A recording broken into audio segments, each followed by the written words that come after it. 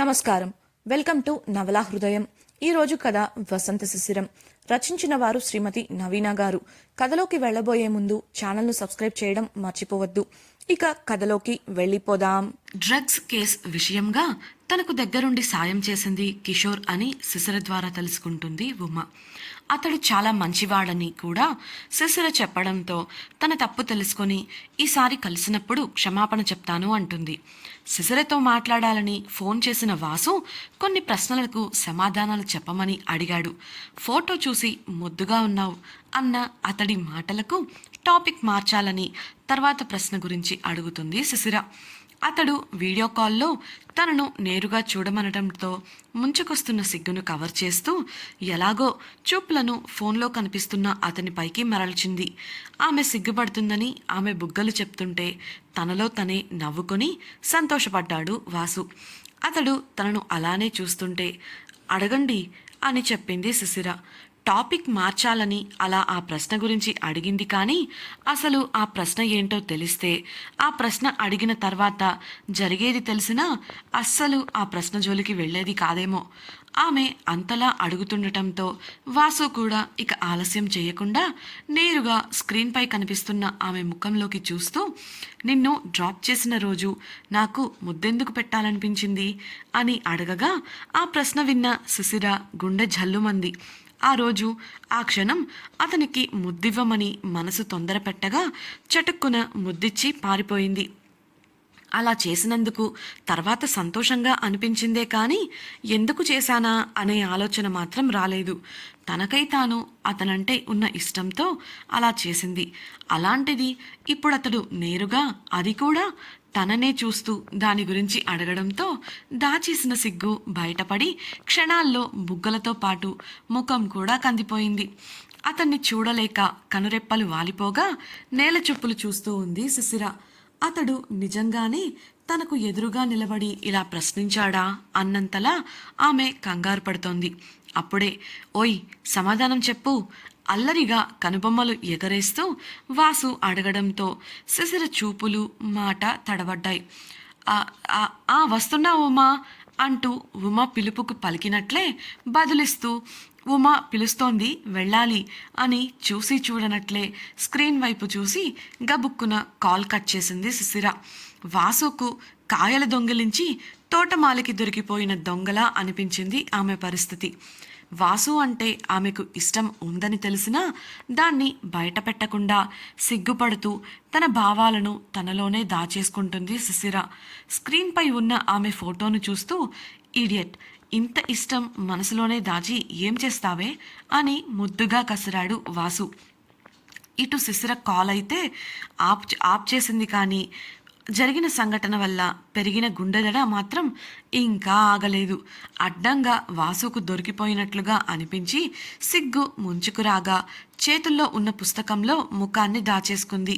తనలో రేగిన అలజడిని కొంతసేపటికి నియంత్రించుకొని వాసు అడిగిన ప్రశ్నల గురించి ఆలోచించడం మొదలుపెట్టింది. అలా ఆలోచనల ఊబిలోకి కూరుకుపోతున్న శిశిరకు ఎటు చూసినా వాసు, అతడి మాటలు, ప్రేమ, అల్లరి సమాధానాలుగా కనిపిస్తుంటే తనకు తెలియకుండానే తనలో అతడు తీసుకొచ్చిన మార్పును గుర్తించి కలవరపడటం మొదలుపెట్టింది. తనలో తనే, అంటే నేను వాసు గారిని ఇష్టపడుతున్నానా, లేదంటే ఇది కేవలం ఇన్ఫాచ్యుయేషనా? కానీ నాకెప్పుడూ ఇలాంటి భావాలు కలగలేదే. ఎవరైనా దగ్గరకొచ్చినా ముట్టుకోవాలని ప్రయత్నించినా కొట్టి చంపేయాలన్న కోపం వస్తుంది. నన్ను కాలేజీలో విహాన్ ఇబ్బంది పెట్టాలని చూసినప్పుడు కూడా, ఆ రోజు మత్తు ఇచ్చి ఆ వ్యక్తి లోబరుచుకోవాలని ప్రయత్నించినప్పుడు కూడా నాకు అలాగే కదా అనిపించింది. దగ్గరకు వస్తున్నారు అని తెలియడమే కంపరంగా అనిపించేది. చాలా క్రూరంగా ప్రవర్తించి వారిని దూరం పెట్టగలిగాను. కానీ వాసు గారు అంతలా అల్లరి చేస్తున్నా ఎందుకు ఆయనతో నేను అంత కఠినంగా ఉండలేకపోతున్నాను? ఎక్కడ పడితే అక్కడ ముట్టుకుంటూ పిచ్చి పిచ్చిగా ఏవేవో మాట్లాడతారు. ఆయన అలా చేసినప్పుడు ఆయన కళ్ళల్లో కోరిక కనిపించదు, అంతకు మించి ఇంకేదో భావం ఉంటుంది. అందువల్లే ఆయన్ను నేను దూరం పెట్టలేకపోతున్నానా? కానీ ఇదంతా ఎందువల్ల? ఎందుకు నేను ఆయన్ని ఇష్టపడుతున్నాను? ఎందుకు ఆయన్ని దూరం పెట్టలేకపోతున్నాను? ఎందుకు ఇష్టపడుతున్నాను? ఏదో ఉంది. ఇదంతా ఆయన వల్లే. ఏదో చేస్తున్నారు. మాయ చేస్తున్నారు. పెద్ద మాయలోడు. మాయలోడు కాకపోతే కావాలనే వీడియో కాల్లో అలాంటి ప్రశ్న ఎందుకు వేస్తారు? అంతా కావాలనే చేస్తున్నారు. అడ్డంగా వాసుకు దొరికిపోయానన్న ఉక్రోషంతో గింజుకుంటోంది శిశిర. వామ్మో, ఈయన దగ్గర చాలా జాగ్రత్తగా ఉండాలి. నేను ఇష్టపడడం లేదు అన్నప్పుడే ఊపిరాడనివ్వలేదు. మాటలతో చేతలతో పిచ్చెక్కించారు. అలాంటిది నేను ఇష్టపడుతున్నాను అని తెలిస్తే ఇంకేమైనా ఉందా? మంచి పనయింది.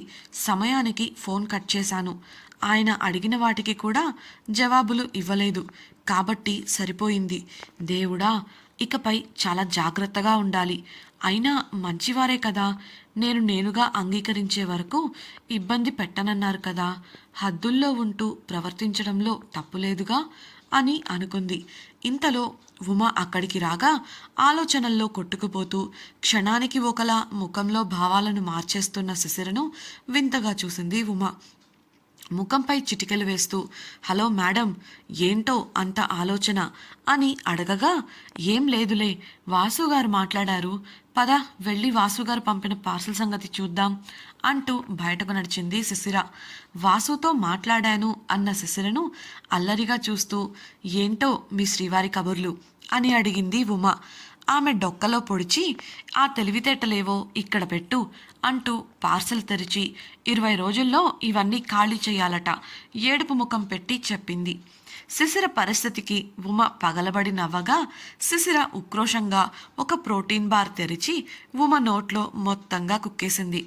దాంతో ఉమ నవ్వు ఆగిపోగా అతి కష్టంగా ఆ బార్ను నోట్లో పట్టించడానికి విశ్వ ప్రయత్నాలు చేసి చివరికి ఎలాగో సాధించింది. ఆమె పాటలు చూసి నవ్వుతున్న శిశిర వంక కోపంగా చూస్తూ తాను ఒక ప్రోటీన్ బార్ చేతిలోకి తీసుకోగా ఉమ ఆలోచన అర్థమై ఆమెకు అందకుండా పరుగందుకుంది శిశిర. ఉమకు దొరకకుండా హాల్, కిచెన్, బెడ్రూమ్ అంటూ తిప్పి ఆ ఇంట్లో ఉన్న మంచాలకు, బల్లలకు ఉమ చేత ప్రదక్షిణలు చేయించింది శిశిర. చివరికి ఆయాసపడుతూ ఒక చోట ఆగిపోయి, సారీ ఉమా, ఇక వదిలేవే బాబు, నా వల్ల కాదు అని బ్రతిమలాడటం మొదలుపెట్టింది. ఉమ అస్సలు తగ్గకుండా శిశిర దగ్గరకు వెళ్ళగా సరిగ్గా అప్పుడే శిశిర ఫోన్ మ్రోగింది. స్క్రీన్పై ఏదో కొత్త నెంబర్ కనిపించడంతో ఇక ఉమ ఆగిపోగా శిశిర ఫోన్ లిఫ్ట్ చేసింది. అవతలి వ్యక్తి చెప్తున్నది విని, వాట్, ఇంత సడన్గా మీటింగ్ అంటే ఎలా? ఇలా అకస్మాత్తుగా మీటింగ్కి రమ్మని చెప్పను అని ముందే చెప్పారు కదా అని శిశిర అడగగా అవతలి వ్యక్తి చెప్పింది విని ముఖం వేలాడేసింది శిశిర. సరే, నేను వస్తాను అని నీరసంగా చెప్పి దీనంగా ఉమ వంక చూసింది. ఏమైంది మేడం, ముఖం అలా పెట్టావు అని అడిగిన ఉమకు స్మార్ట్ వర్క్ గ్రూప్ కంపెనీ నుండి కాల్.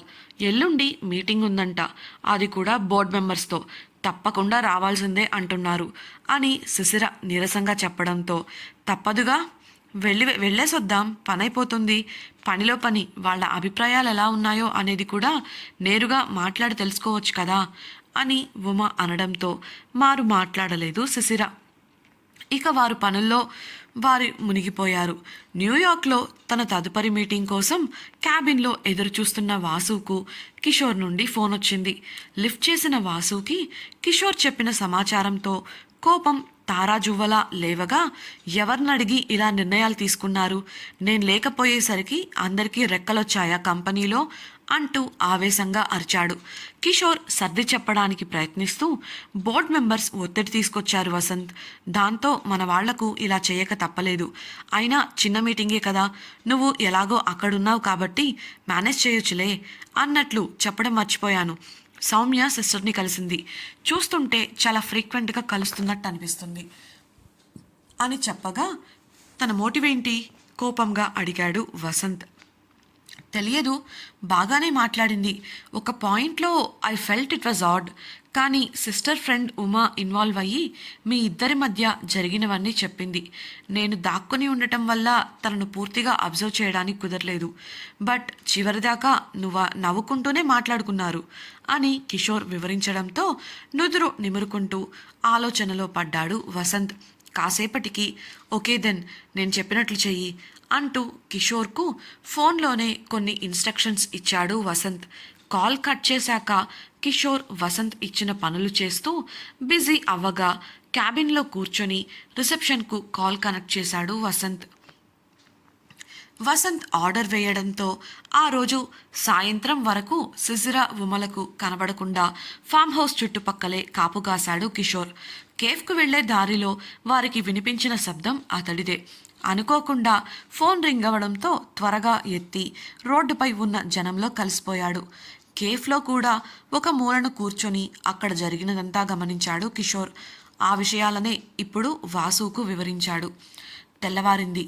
తర్వాత రోజున స్మార్ట్ వర్క్ గ్రూప్ కంపెనీ వారితో మీటింగ్ ఉన్న కారణంగా ఎక్కడికి వెళ్లకుండా సమయాన్ని వృధా చేయకుండా ఒకే చోట కూర్చొని తమ చదువును కొనసాగించారు శిశిర, ఉమ.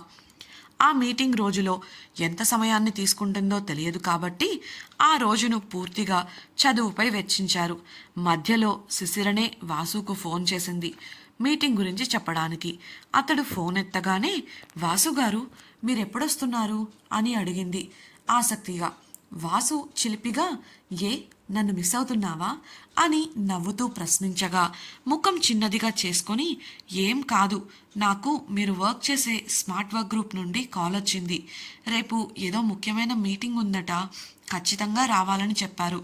నేను వస్తున్నాను, మీరు కూడా ఉంటారా లేదా అని అడిగాను అంది శిశిర. వాసు నిట్టూర్చి, హా, ఇంకా నా కోసం నన్ను మిస్ అయి అడిగావనుకున్నాగా అని అనగా శిశిర ఏమీ మాట్లాడకుండా మౌనంగా ఉండిపోయింది. వాసు కూడా మాట్లాడకుండా ఆమె స్పందన కోసం ఎదురు చూస్తుంటే శిశిర, ఇంతకీ మీరు ఇండియా ఎప్పుడొస్తున్నారు అని అడిగింది మళ్ళీ. వాసు దీర్ఘంగా శ్వాస తీసి వదిలి, నేను రావడానికి సమయం పట్టేలా ఉంది అని చెప్పగా శిశిర ముఖం కాస్త వాడిపోయింది. ఇంతలో వాసునే మాట్లాడుతూ, అయినా ఆఫీస్లో కిషోర్ ఉంటాడు, నీకేదైనా అవసరమైతే వాణ్ణి కలువు, అన్నీ వాడే చూసుకుంటాడు అని చెప్పగా శిశిరకు ఏదో గుర్తొచ్చి, వాసుగారు, కిషోర్ అన్నయ్య నిజంగానే సీఈఓ గారికి అసిస్టెంటా అడిగింది ఆసక్తిగా. ఆమె ప్రశ్న విన్న వాసు అనుమానంగా, అవును, ఇప్పుడు ఆ విషయాలన్నీ నీకెందుకు అని అడగగా, అంటే అన్నయ్య కూడా మీలానే ఏదో ఒక డిపార్ట్మెంట్లో పనిచేస్తూ ఉంటారనుకున్నాను, కానీ నేరుగా సీఈఓకే పిఏగా చేస్తున్నారని అస్సలు ఊహించలేదు, అందుకే అలా అడిగాను బదులిచ్చింది శిశిర. అలాంటివి ఇంకా అడగాల్సినవేవైనా ఉన్నాయా వెటకారంగా అడిగిన వాసుకు అతడికి కోపం వచ్చిందని అర్థమై, సారీ, ఇంకేం లేవు అని చెప్పింది శిశిర. సమయానికి తిని డాక్టర్ ఇచ్చిన మందులు వేసుకుంటున్నావా గంభీరంగా అడిగిన వాసు ప్రశ్నకు బుంగమూతి పెట్టుకొని, తింటున్నాను, మందులు కూడా వేసుకుంటున్నాను సమాధానమిచ్చింది శిశిర. సరే, నువ్వు శ్రద్ధగా చదివి ర్యాంకులు తీయాల్సిన అవసరం ఏం లేదు, శ్రద్ధగా నీ ఆరోగ్యం చూసుకో చాలు, చదవకపోయినా పరీక్షలు రాసి సులభంగానే పాస్ అవుతావులే, అది చాలు, ఎక్కువ ఒత్తిడి తీసుకోకు, ప్రశాంతంగా నిద్రపో అంటూ గడగడ జాగ్రత్తలు వివరించాడు వాసు. సరే వాసుగారు, మీరేంటి అంత త్వరగా మాట్లాడుతున్నారు, బిజీగా ఉన్నారా అని శిశిర అడగగా, క్లయింట్తో మీటింగ్కి టైం అవుతోంది, వెళ్ళాలి, జాగ్రత్త, బాయ్ అని వాసు చెప్పగా బాయ్ చెప్పి ఫోన్ కట్ చేసింది శిశిర. ఆమె కాల్ కట్ చేయడంతో తన ల్యాప్టాప్ బ్యాగ్ అందుకొని అద్దంలో తల సరిచేసుకొని బయటకి వచ్చిన వాసుకు తన ఫ్లైట్ అనౌన్స్మెంట్ వినిపించడంతో గంభీరంగా నడుచుకుంటూ అటువైపు కదిలాడు. ఉదయాన్నే లేచిన శిశిర, ఉమ తమ పనులన్నీ ముగించుకొని మీటింగ్కు గంట ముందే స్మార్ట్ వర్క్ గ్రూప్ ఆఫీస్కు చేరుకున్నారు. రిసెప్షన్లో తమ వివరాలు తెలపగానే రిసెప్షనిస్ట్ ఎవరికో కాల్ కలిపి వివరాలు తెలియజేసింది. ఆ మరుక్షణమే ఒక 30 సంవత్సరాల వయసున్న ఒక మగ వ్యక్తి హడావిడిగా వారి దగ్గరకు వచ్చాడు. అతని వయసు 30, కానీ 25 ఏళ్ల వాడిలా కనిపిస్తాడు. వారిద్దరినీ పలకరించి తనను తాను, హలో, నా పేరు హరీష్, ఇలా రండి అంటూ పరిచయం చేసుకొని మర్యాదగా వారిని ఆఫీస్లోకి తీసుకెళ్లాడు. వెయిటింగ్ ఏరియాలో వారికి సోఫా చూపిస్తూ, మీటింగ్కి ఇంకా సమయం ఉంది కాబట్టి మీరిక్కడ వెయిట్ చేయండి, మీటింగ్ మొదలవగానే పిలుస్తాను, మీకు కాఫీ, టీ లేదా జ్యూస్ అని అడగగా కాస్త టెన్షన్ వల్ల దాహంగా అనిపిస్తుండటంతో ఇద్దరికి జ్యూస్ చెప్పింది ఉమ. అతడు అక్కడి నుండి వెళుతుంటే, ఇంతకీ ఈ మీటింగ్లో ఎవరెవరుంటారు అని అడిగింది శిశిర. R&D డిపార్ట్మెంట్, ఫైనాన్స్ టీం మరియు బోర్డ్ మెంబర్స్ అని హరీష్ చెప్పగా, మరి CEO గారు అని టక్కున అడిగింది ఉమ. ఆయన న్యూయార్క్ ట్రిప్లో ఉన్నారు కాబట్టి ఈ మీటింగ్కి రావడం లేదు అని వివరించాడు హరీష్. ఓ ఓకే దెన్ థ్యాంక్ యూ అన్న శిశిర మౌనంగా సోఫాలో కూర్చోగా ఉమకు ఏదో ఆలోచన తట్టి హరీష్ వెనుకే వెళ్ళింది. ఇంతకీ ఉమ బుర్రలో ఏముంది? వాసునే వసంత్ అని శిశిర తెలుసుకోనుందా? ఈ మీటింగ్లో శిశిర ఏదైనా సమస్యను ఎదుర్కోబోతుందా? తెలుసుకోవాలనుకుంటున్నారా? అయితే తప్పకుండా ఛానల్ను సబ్స్క్రైబ్ చేసి వసంత శిశిరం రాబోయే ఎపిసోడ్స్ వినేయండి. మీకు ఈ వీడియో నచ్చినట్లయితే ఈ వీడియోను లైక్ చేసి మీ సన్నిహితులతో షేర్ చేయండి. అలాగే ఈ నావెల్పై మీ అభిప్రాయాలను మాతో పంచుకోవడం కోసం కమెంట్ సెక్షన్లో తెలియజేయగలరు. ఇట్లు మీ నవలా హృదయం team. Thank you for listening.